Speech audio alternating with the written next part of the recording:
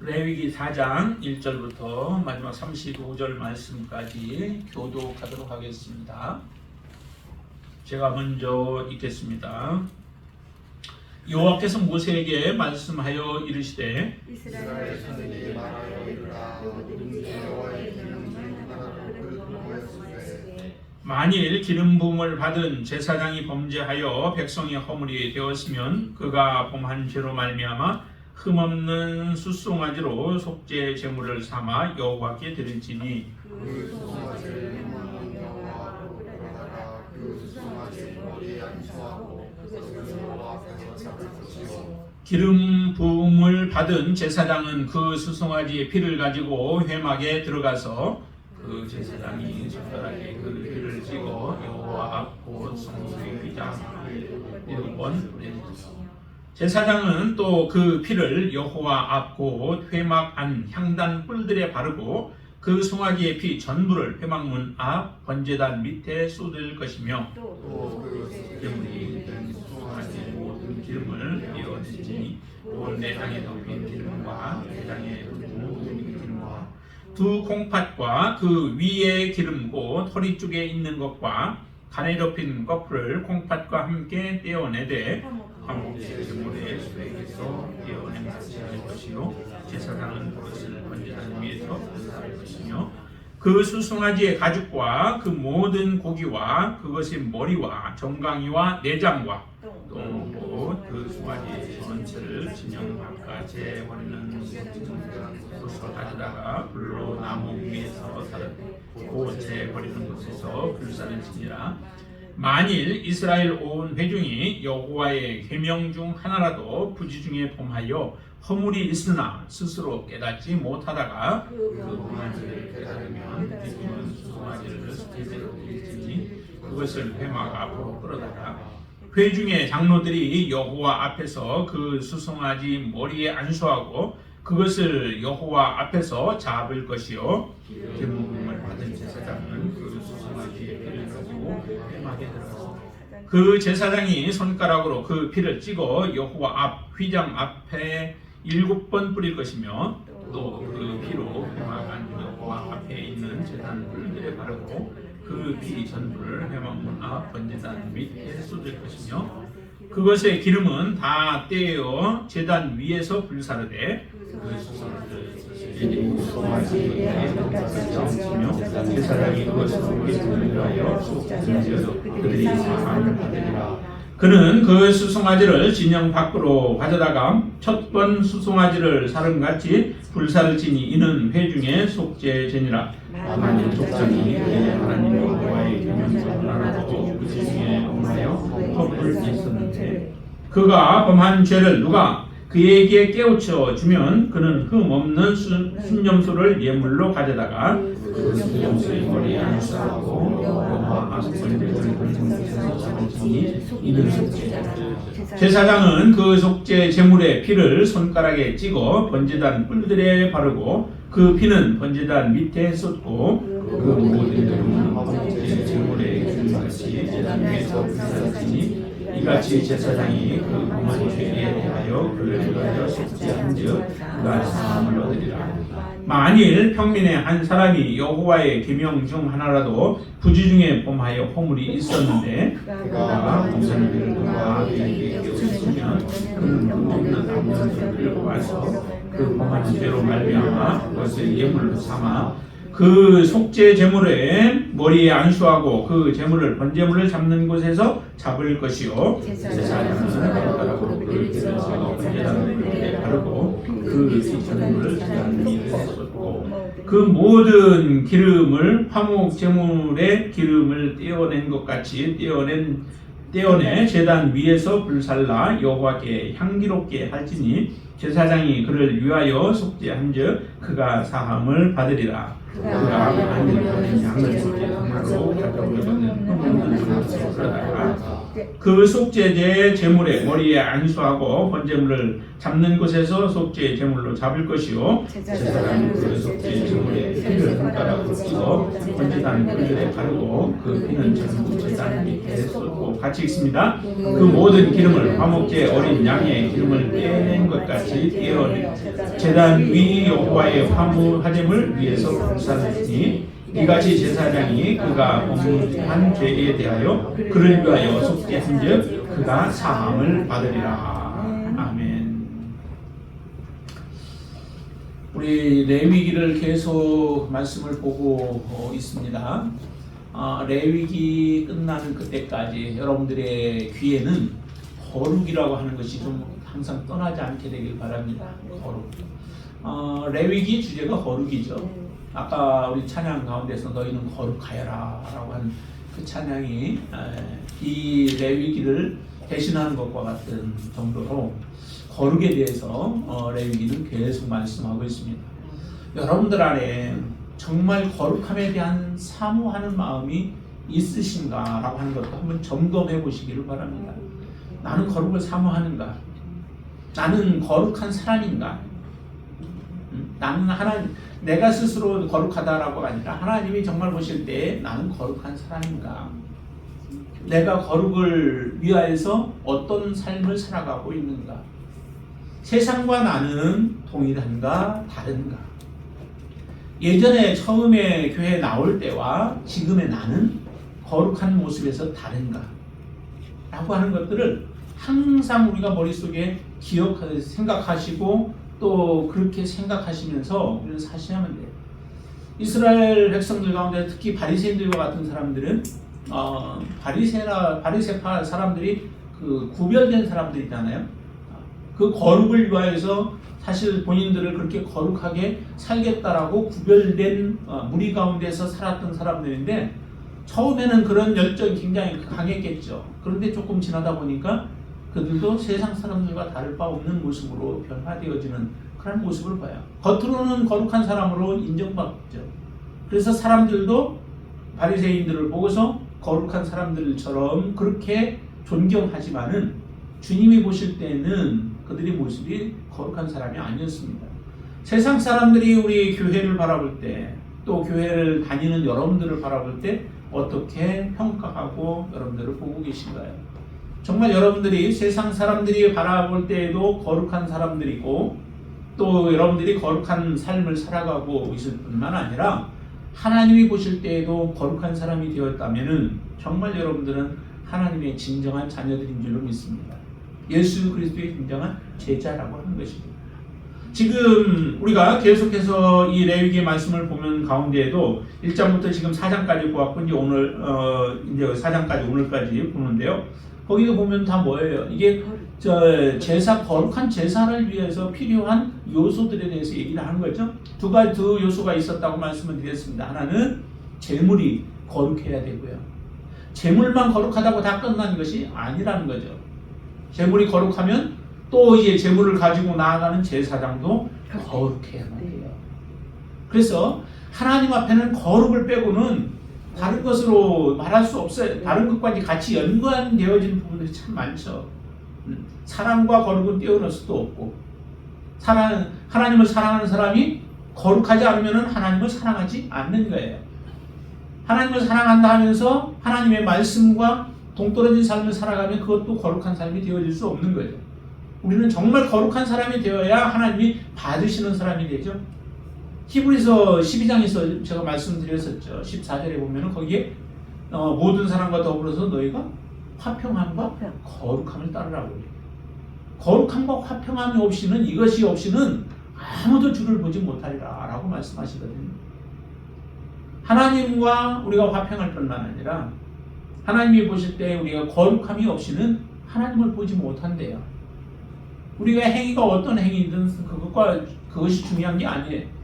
예수님도 말씀하셨잖아요. 예수님도 보니까 아버지의 뜻대로 행하는 사람이야 천국에 들어간다라고 말씀하세요. 그런데 아버지의 뜻대로 행한다고 했던 사람들이 보니까 마태복음 어떤 사람들이 나와요.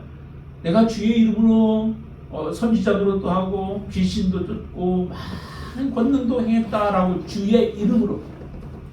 그런데도 예수님께서는 내가 너희를 도무지 알지 못한다라고 말씀하시는 것은 곧 그들이 행한 주님의 이름으로 행하기는 하였으나 실질적으로는 그들이 주님의 뜻대로 아버지의 뜻대로 행하지 않았다는 것입니다. 우리의 모습 가운데서 그렇게 돼서는 안 되죠. 근데 오늘 본문에서도 속죄제를 드려야 되는 거죠. 속죄제. 근데 속죄제의 예물은 몇 가지의 종류로 나타나요. 그게 크게는 수송아지, 그리고 또 순염소와 암염소. 그렇죠? 네. 그런 종류로 이렇게 몇 가지만 돼요. 왜냐면은 지금 제사장의 경우 1절부터 이제 나오는 경우가 이제 제사장이 범죄하였을 경우이죠. 그리고 13절부터는 이스라엘 회중이 범죄했을 때예요. 근데 회중이라고 한다고 하면 회중 안에 있는 모든 사람들 얘기하는 게 아니라 사람들을 대표하는 대표성을 가지고 있는 사람들이겠죠. 이스라엘 안에도 대표가 있었죠. 대표들이. 예를 든다면은 그 모세와 아론과 또 미리암을 대적했던 사람들이 있었잖아요. 그런 사람들이 보면은 왜 당신만이 우리의 지도자가 되어야 하느냐라고 하는 그러한 반기를 들을 때에 350명이나 되는 그런 두려움들이 있었습니다. 그 사람들이 한 마음이 되어가지고 대항했을 때에 하나님께서는 그들 가운데서 말씀하시죠. 모세에 대해서 모세가 너희들이 잘못한 것에 대해서 그래서 하나님이 진노를 내리시는 이런 경우가 생겨요. 그때 보면은 이 사람들이 두려움으로 세워졌다는 거죠. 그리고 12지파에 보면은 각 지파의 두려움들이 또 있습니다. 이런 사람들이 하나님 앞에서 범죄하게 되어졌을 때 하나님의 뜻을 모르고 범죄했을 때에 그들이 드려야 하는 것도 여기 보면 대제사장이 드려야 하는 그러한 죄와 동일한 모습의 그 제물을 가지고 나아가야 되죠. 그래서 14절에 보면은 그 범한 죄를 깨달으면 회중은 숫송아지를 속죄제로 드려야 된다라고 해서 숫송아지를 제물로 바치라고 말씀합니다. 또 22절에 보면은 만일 족장이 그랬을 경우 이제 족장이 그와 같은 일들을 행했을 경우 그때는 어떤 제물을 가지고 나가요? 그때는 순염소죠. 23절에 보니까 흠 없는 순염소예요. 다 보면 흠이 없어야 되죠. 이 흠이 없다라고 하는 것을 그 앞에다가 다 붙여서 얘기하는 이유는 하나의 예표인 거죠. 누구에 대한 예표예요? 예수 그리스도에 대한 예표이죠. 이 세상에 모든 사람들은 흠이 없는 사람이 없습니다. 모든 사람이 다 흠이 있었죠.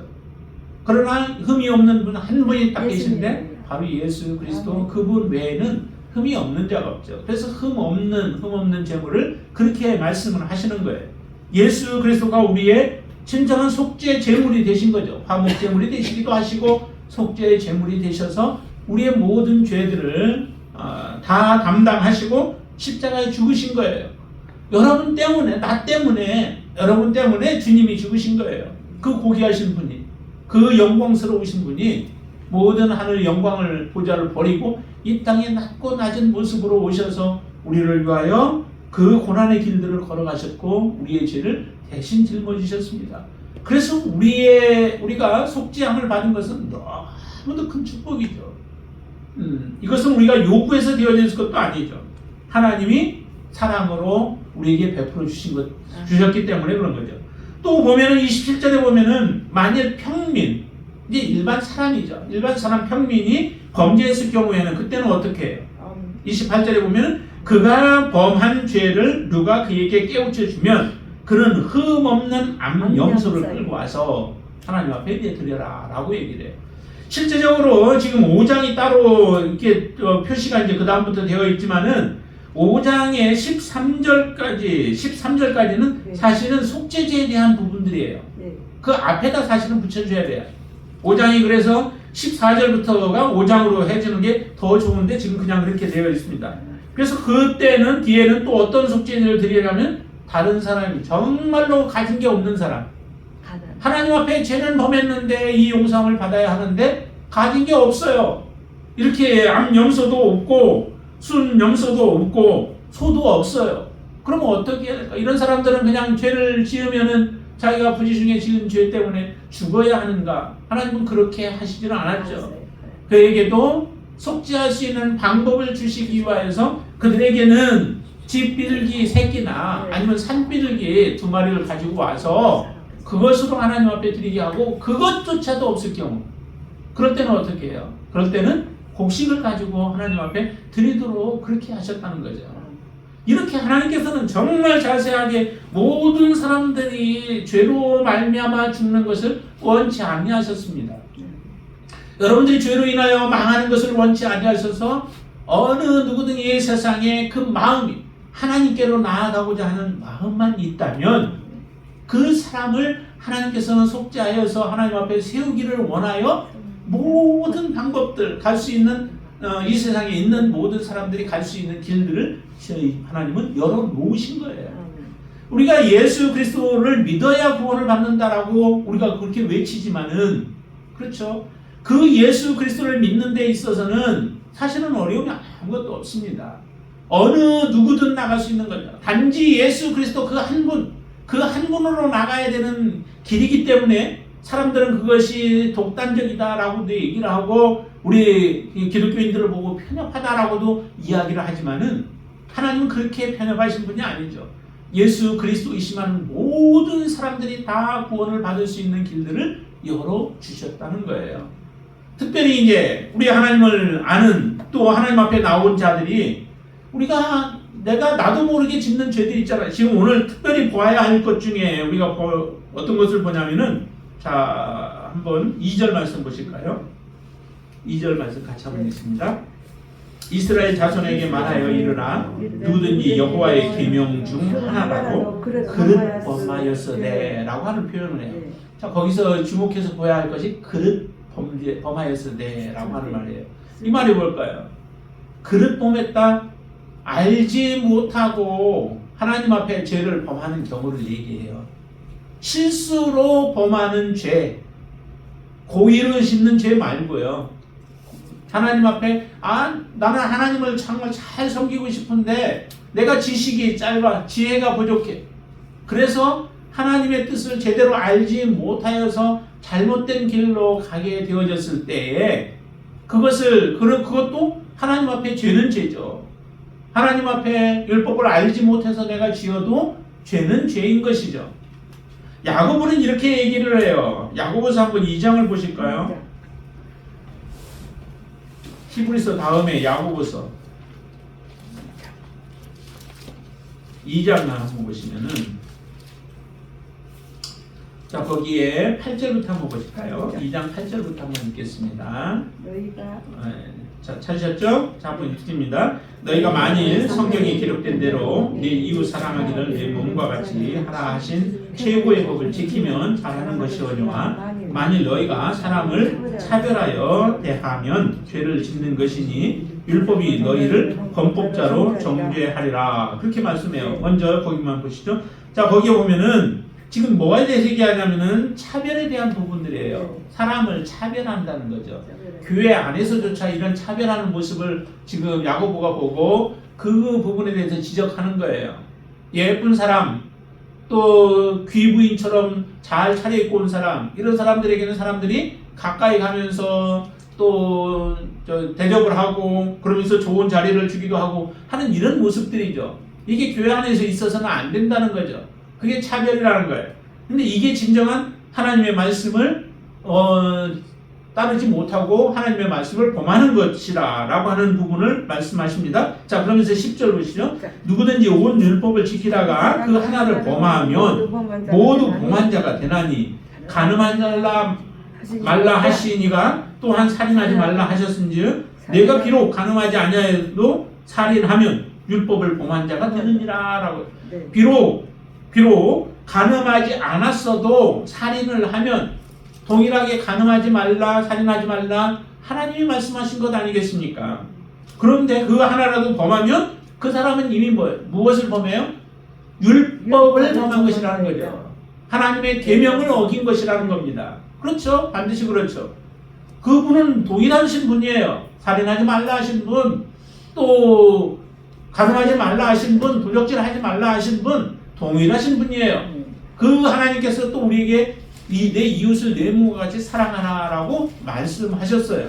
그러면 그 중에 어떤 것 하나라도 우리가 범하면 바로 범법한 자가 되어진다는 거죠. 하나님 앞에 범한 자. 그렇기 때문에 이 세상에 보면은 하나님이 말씀하신 계명을 모르는 가운데서 우리가 죄를 범할 수밖에 없다는 거예요. 이런 죄들을 하나님 앞에서 범할 경우, 특별히 여기에는 지금 제사장에 대해서 얘기를 하잖아요.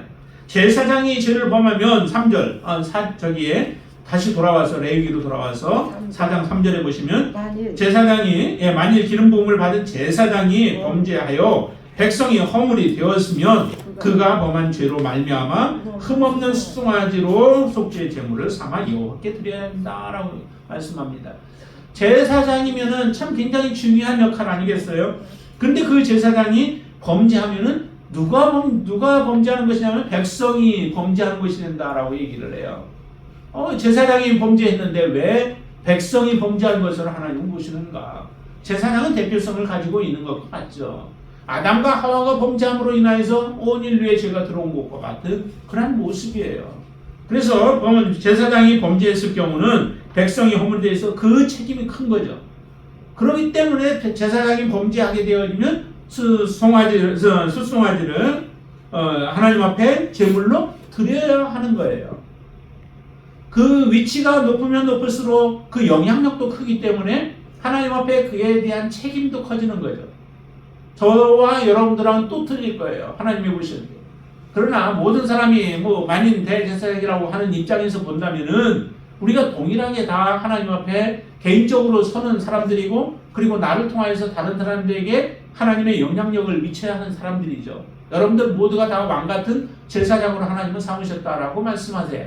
네. 비록 여러분들 개인인 것 같지만은 하나님이 보실 때는 왕같은 제사장으로 세워서 여러분들을 통하여서 또 다른 사람들이 계속해서 하나님 앞에 돌아오기를 원하시는 제사장의 역할을 여러분들에게 맡기신 것이죠.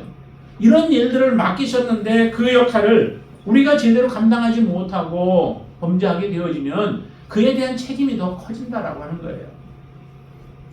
그래서 많은 사람들이 그 가운데서 사도 바울이 얘기하기는 너희 많은 사람들이 가르치는 자가 되지 말고 교사가 되지 말라라고 얘기를 하시죠.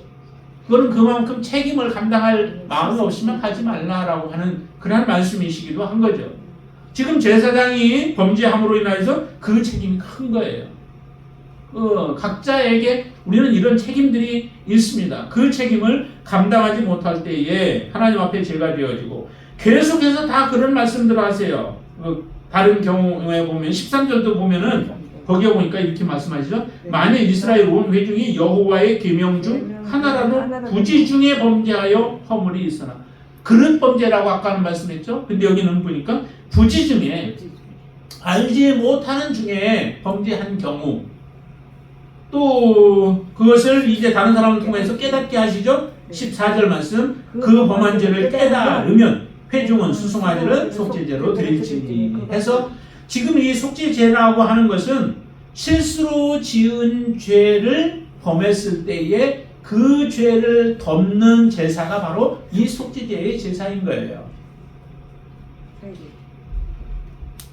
22절 말씀에도 그러죠. 21절, 만일 족장이 그의 하나님 여호와의 계명 중 하나라도 부지 중에 범하여 허물이 있었는데, 그렇죠?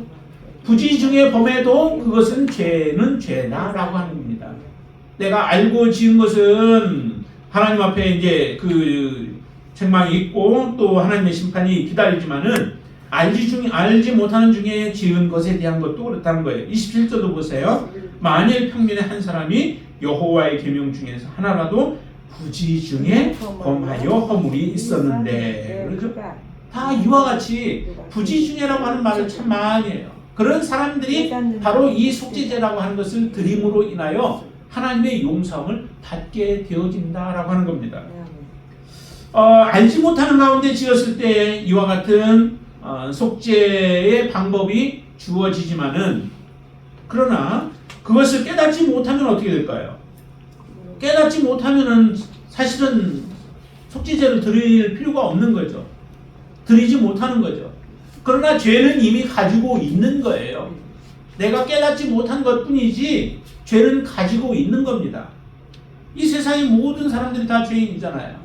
근데 그 죄를 인정하는 사람이 있고 인정하지 않는 사람이 있어요. 나는 죄인다라고 하는 것에 대해서 동의 못하는 사람들이 많이 있죠. 한번 우리 요한 1서를 한번 좀 보실까요? 요한 1서.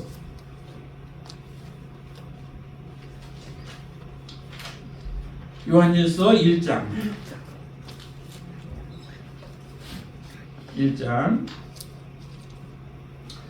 8절 말씀 볼까요? 8절. 만일 우리가 죄가 없다고 말하면 스스로 속이고 또 진리가 우리 속에 있지 아니할 것이요. 만일 우리가 우리 죄를 자백하면 그는 믿으시고 의로우사 우리 죄를 사하시며 우리를 모든 불의에서 깨끗해 하실 것이요. 만일 우리가 범죄하지 아니하였다 하면 하나님을 거짓말하는 이로 만드는 것이니 또한 그의 말씀이 우리 속에 있지 아니하니라. 두 가지 종류가 있죠. 어떤 사람은 자기의 죄를 깨닫고 하나님 앞에 그 죄를 지은 것을 자백하는 사람들이 있어요. 그런 사람들은 하나님께서 미쁘시고 의로우셔서 우리의 죄를 사해 주시는 놀라운 축복을 받게 되어집니다. 반면에 나는 죄가 없다라고 하는 사람이 있죠. 나는 죄가 없어요. 나는 죄를 짓지 않았어요. 라고 하는 사람들은 스스로 속이는 것이라는 거예요. 스스로 속고 있다라고 하는 거죠. 진리가 그래서 그 속에는 없어서 그 사람들은 어떻게 돼요? 하나님을 거짓말하는 자로 만들고 있다는 거예요. 하나님은 거짓말하시는 분이신가요? 아니셔요? 그렇지 않죠. 하나님은 진리이십니다. 오직 하나님은 참된 것을 말하시는 분이 아멘. 하나님이세요. 아멘. 그런데 세상 사람들은 보니까 예수 그리스도를 믿으라고 하면은 믿지 않겠다는 거죠. 왜 예수를 믿어야 되느냐라고 하는 사람들이 있어요. 예수를 받아들이지 않는 거죠. 그런 사람들은 스스로 본인들이 하나님을 속이는 자로, 거짓말하는 자로 만드는 것들이요. 그 속에는 죄가 없어질 수 없습니다. 그렇죠. 죄가 사해질 수 없습니다. 그대로 가지고 있다가 하나님의 심판 가운데 나아갈 수밖에 없는 것과 같습니다. 우리가 죄를 부지 중에 지은 죄들이 있다면 그것을 누군가가 깨닫게 하죠. 특별히 이제 그 당시에 제사장들이 있을 때는 제사장들이 그와 같은 역할들을 했겠죠. 이것은 죄다라고 하는 것. 부지 중에 무언가를 접촉했을 때 또 그래서 거기 나타난 것들을 보면서 그들을 바르게 인도해주는 역할을 제사장들이 했다면은 지금은 목회자들을 통해서도 여러분들이 할 수 있고 또 아니면 성도와 성도 간에도 우리의 죄들을 지적해주고 우리의 죄들을 깨닫게 해줄 수 있어요. 나는 알지 못해서 내가 때로는 완고해서 하나님의 말씀을 알지 못할 때도 있어요. 내 고집이 있고 내가 지금까지 가지고 있었던 그런 생각들 또 사고들 또 사상들 여러 가지 그런 것들로 인하여 하나님의 말씀이 온전하게 내게 들려지지 않을 때가 있어요. 그러할 때 그런 부분에 대해서도 우리에게 바르게 말씀해 주시면은 그것을 우리가 깨닫게 되어지면 그 사람들은 이제 돌아오게 되어지죠. 깨닫게 되어지고 하나님 앞에 그 당시 구약에서는 제사를 하나님 앞에 속죄제를 드리게 되어지면 우리가 사함을 받게 되어지죠. 그럼 지금은 어떻게 해요? 하나님 앞에 우리가 자백하는 거예요. 자백하고 고백하는 거죠. 오늘 본지는 않았지만은 5장에 한번 보세요. 5장에 어디를 보시냐면 5장 5절 말씀 한번 보세요. 같이 한번 읽을까요? 이 중 하나의 허물이 있을 때에는 아무 일에 잘못하였노라 자복하고 그렇게 말하죠. 내가 그 어떤 일에 나를 깨닫게 해준 그 일에 대해서 내가 잘못하였다라고 자복하는 거예요. 아까 요한일서에서도 우리가 말씀을 보았었죠. 자백하면 만일 우리가 우리 죄를 자백하면 저는 미쁘시고 의로우사 우리 죄를 사하신다라고 얘기를 하죠. 그렇게 우리가 고백함으로 하나님 앞에 진실된 고백으로 우리의 죄를 하나님 앞에 내어놓을 때에 우리의 죄가 용서함을 받는 것이죠. 그래서 하나님 앞에 바르게 서게 되어지는 거예요.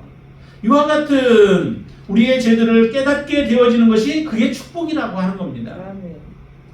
깨닫지 못하면 나도 모르는 사이에 죄 가운데에서 살다가 하나님의 심판 가운데 나아갈 수밖에 없지만 누군가를 통하여서 우리에게 깨닫게 해주실 때에 그것을 사심 없이 가감 없이 하나님의 말씀 그대로 우리가 받아들이게 되어질 때에 우리는 살아나게 되어지는 역사가 일어나게 되어집니다. 그래서 우리가 참 겸손해야 되는 거예요. 내가 다른 당신보다 항상 낫다라고 생각하면은 그 사람의 말에 귀를 기울이지 않죠. 그런데 정말 배우는 사람은 누구냐면은 겸손한 사람이 배우게 되어 있습니다. 어린 아이한테서도 배우게 되어지죠. 보통은 어린 아이들에게는 우리는 무언가를 다 가르쳐야만 한다라고 생각하고 그 아이들을 대하지만 겸손한 사람은 아이들의 모습 속에서도 배우게 되어지는 거예요. 악한 가운데서 환경 속에서도 배우는 사람들이 정말 지혜로운 사람들이죠. 똑같은 모습을 부모에게 보면서도 어떤 아들은 그 가운데서 참 선한 길로 나아가는 사람이 있어요. 늘 예를 들어서 그냥 술 마시고 들어와서 집안에서 가족들을 힘들게 하는 사람이 있다면은 그 모습 속에서 자녀들의 모습이 두 가지로 나타나는 모습이 있잖아요. 하나는 그 모습 보면서 나는 저렇게 해서는 안 되겠다라고 하는 그런 결심을 하게 만들어서 술을 아예 입에도 대지 않는 사람이 있는가 하면은 그 모습 보면서 똑같은 모습으로 닮아가는 아들도 있다는 거예요. 누가 정말 지혜로운 사람이에요? 누가 겸손한 사람이에요? 정말 하나님 앞에 그 길이 악한 길이고 더러운 길이라고 한다면 그 길을 벗어나는 거죠. 그게 바로 거룩인 거예요. 여러분들이 세상 사람들과 동일한 모습으로 지금도 여러분들이 살아가고 있다면 우리의 삶은 아직 하나님 앞에 온전함으로 서지 못한 거예요. 거룩함으로 우리는 나아가야 되죠. 왜 이와 같은 여러 가지 그 재물들을 가지고 하나님 앞에 나아가게 하겠습니까? 우리가 부지중에 지은 죄라 할지라도 성도들은, 하나님의 자녀들은 그 가운데 있어서는 안 된다는 거죠. 한 사람이 만약에 부지중에 있고 부지중에 죄 가운데 있다면은 그 공동체는 거룩한 공동체가 되어질 수 없죠. 그 공동체를 거룩하게 하려면은 그 안에 속해 있는 모든 회원들 한 사람 한 사람들이 거룩한 모습으로 서게 되어질 때에 그 공동체가 하나님이 보시는 아름다운 공동체가 되어지는 거예요. 하나님이 원하시는 진정한 거룩한 신부는 바로 이런 거룩한 하나님의 자녀들의 모임으로 되어진 공동체인 줄로 믿습니다. 여러분들의 삶이 거룩을 사모하고 또 하나님 앞에 우리의 죄들을 다 내어놓고 나의 죄가 무엇인가 하나님 앞에 기도는 우리가 할 필요가 있잖아요. 그래서 하나님 나의 죄가 무엇입니까? 내가 보지 못하고 알지 못하는 것들이 무엇이 있습니까? 내가 살아가는 동안에 나도 모르게 하나님의 뜻을 어긴 것들이 무엇입니까? 라고 하나님 앞에 구한다면 정말 하나님은 그 기도를 들으시기를 기뻐하시는 거죠. 무엇을 주세요? 뭐 성공하게 해주세요? 이런 게 아니라 하나님 앞에 내가 나 자신을 바라보며 죄가 있는지 흠이 있는지 또 더러움이 있는지를 우리가 깨닫게 해달라고 하나님 앞에 기도한다면 정말 하나님은 그런 것들을 우리에게 보여주시기도 하고 다른 사람을 통하여 그것을 알기도 하실 겁니다. 그래서 우리를 정결한 모습으로 세우시기를 원하신다는 거죠. 그렇게 하나님 앞에 우리의 자신의 모습들을 내어놓고 정말 진실된 마음으로 나아가게 될 때 하나님은 알게 해주시는 거예요. 여기 보면은 다 이렇게 제사를 드리는 사람들이 그런 가운데서 다 깨우쳐 주시는 거죠. 29절에서 아까 23절에서 보면 그가 범한 죄를 누가 그에게 깨우쳐 주면 또 아까 14절도 그 범한 죄를 깨달으면 회중은 수송아지를 드리고 28절에도 그가 범한 죄를 누가 그에게 깨우쳐 주면 그는 흠없는 암염소를 드려야 되고 다 이러잖아요. 그리고 4절 말씀도 5장 4절 한번 더 보실까요? 5장 4절 만일 누구든지 입술로 맹세하여 악한 일이든지 선한 일이든지 하리라고 함부로 말하면 그 사람이 함부로 말하여 맹세한 것이 무엇이든지 그가 깨닫지 못하다가 그것을 깨닫게 되었을 때는 그렇게 말씀하시죠. 정말 깨닫는 게 이만큼 중요하다는 거예요. 내가 살아온 것이 나는 다 옳은 것 같아요. 잠언 21장에서도 그런 말씀이 있죠. 사람이 보기에 자기가 행한 일들이 자기가 보기에는 모든 것이 다 정직하여도 하나님은 우리의 마음을 감찰하시는 분이 하나님이시라고 말씀하시죠. 스스로는 잘 모르는 거예요. 저도 이렇게 주고 같은 경우를 보면은 나름대로 다 고친 것 같아요. 그래서 다시 한번 훑어본다고 또 훑어봤는데도 보면은 틀린 게 없어요. 그런데 막상 딱 내놓고 다른 사람이 딱 보니까 금방 태가 나죠. 오늘도 저희 실수한 게 하나가 있어요. 기도 순서를 보니까 거기에 내 이름을 안 바꿨더라고요. 나는 몰랐어요. 아내가 딱 보더니 얘기를 하는 거예요. 나는 잘 몰라요. 그 안에 있으면은 나의 모습이 잘 보이지를 않는 거예요. 근데 밖에 있는 사람은 잘 보아요. 참 그 가운데 있을 때 내가 처한 위치에서 나의 모습을 볼 수 있도록 해주는 것은 정말 좋은 그 축복이죠. 은혜이죠.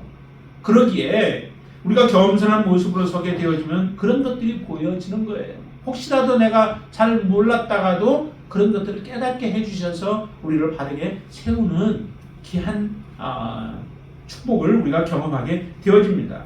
오늘 이처럼 속죄제를 하나님 앞에 드려라 라고 말씀하시는데, 이 속죄제를 통하여서 정말 우리가 보아야 할 것은 우리 알면서도 짓는 죄들이 얼마나 많이 있는가. 교회들 특별히 그렇잖아요. 지금 알면서도 하나님이 우리에게 죄라고 하는 것들을 알면서도 알고도 짓는 죄들이 얼마나 많이 있는가. 그것은 하나님 앞에 정말 심판을 기다려야 되는 거죠. 두려운 거죠. 주님께서 우리를 위하여서 행하신 일은 정말 놀라운 일이죠. 은혜죠. 자, 한번 그 히브리서를 한번 보실까요? 히브리서 9장을 한번 보시죠.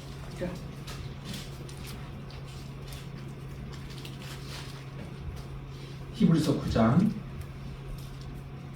12절부터 14절까지 한번 먼저 보시고요. 자, 염소와 같이 있습니다. 염소와 송아지의 피로 하지 아니하고 오직 자기의 피로 영원한 속죄를 이루사 단번에 성소에 들어가게 하셨느니라. 염소와 황소의 피와 및 암송아지의 죄를 부정한 자에게 뿌려 그 육체를 정결하게 하여 거룩하게 하거든 하물며 영원하신 성령으로 말미암아 흠없는 자기를 하나님께 드린 그리스도의 피가 어찌 너희 양심을 죽은 행실에서 깨끗하게 하고 살아계신 하나님을 섬기게 하지 못하겠느냐. 정말 예수 그리스도의 그 피가 얼마나 귀하다는 거죠.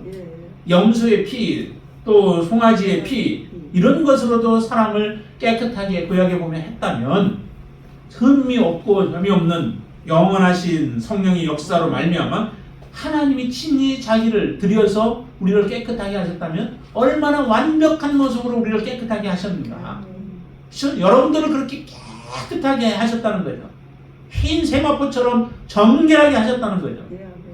그런 우리들이 다시 세상의 것으로 인하여 더럽혀 버린다면은 그게 어떻게 하나님의 자녀라고 할 수 있겠느냐라고 하는 겁니다. 자, 25절도 한번 보시죠. 25절. 히브리서 9장 25절입니다. 대자사랑이 해마다 다른 것의 피로써 성소에 들어가는 것 같이 자주 자기를 드리려고 아니하실지니 그리하면 그가 세상을 창조할 때부터 자주 고난을 받았어야 할 것이로되 이제 자기를 단번에 제물로 드려 죄를 없이 하시려고 세상 끝에 나타나셨느니라. 27절. 한 번 죽는 것은 사람에게 정하신 것이요 그 후에는 심판이 있으리니. 28절. 이와 같이 그리스도도 많은 사람의 죄를 담당하시려고 단번에 들이신 바 되셨고 구원에 이르게 하기 위하여 죄와 상관없이 자기를 바라는 자들에게 두 번째 나타나시리라. 예수님께서 우리를 위하여 십자가에 자기의 피를 들이셨다면 이제 또 마지막에 그분은 다시 오십니다. 심판하시기 위하여 다시 오십니다. 자기의 백성들을 찾으시기 위하여 다시 오십니다. 우리의 모습이 주님 앞에 거룩한 모습으로 서서 정결한 모습으로 서서 주님 앞에 준비된 모습으로 서 있지 않는다면 그 다시 오시는 주님을 우리는 맞이할 수 없는 거죠. 그 피를 다시 죄로 물들여 버렸다면 우리는 주님 앞에 설 수 없게 되어집니다. 저와 여러분들이 정결해야 할 이유, 거룩해야 할 이유가 여기에 있습니다. 이 레위기서를 통하여 말씀하시잖아요. 내가 거룩하니 너희도 거룩하라 라고 말씀해요. 우리가 그냥 완전히 죄 가운데서 우리를 스스로 거룩하라 라고 말씀하시는 게 아니라 우리를 예수 그리스도로 말미암아 거룩하게 해 놓으시고 이제 너희들 거룩함을 지켜 나가라는 거예요. 또 그것도 성령을 우리에게 주셔서 성령으로 말미암아 그렇게 이기게 하시는 하나님의 은혜 속에서 우리는 거룩함을 지켜내야 하는 거죠. 그게 바로 우리 믿음으로 살아가야 하는 저와 여러분들이 계속해서 살아가야 할 삶의 모습인 줄로 믿습니다.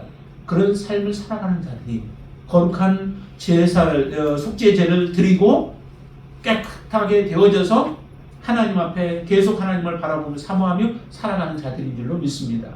여러분들의 삶이 그렇게 되어지기를 주님의 이름으로 축원을 드립니다. 기도하겠습니다. 주님 감사합니다. 우리는 하나님을 바라볼 수 없는 자였습니다. 하나님을 부를 수도 없는 자였습니다. 소망할 수도 없었습니다. 하나님이 은혜를 베풀어 주시기 전에는. 그러나 이제 예수 그리스도로 말미암아 거룩한 자 되었습니다. 주님 앞에 설 때에 부족함이 없게 하여 주시옵소서. 날마다 거룩함 가운데 살게 하시고 하나님의 말씀 그 많은 계명들 가운데서 그릇 하나라도 우리가 범하게 되어지면 우리는 범죄하는 자가 되어진다고 하셨습니다.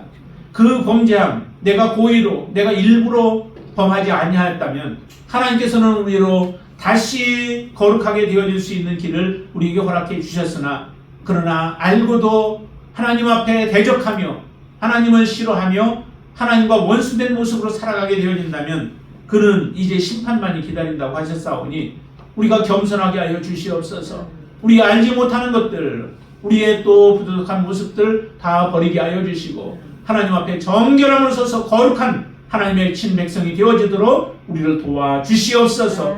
예수님의 이름으로 간절히 기도드리옵나이다. 아멘.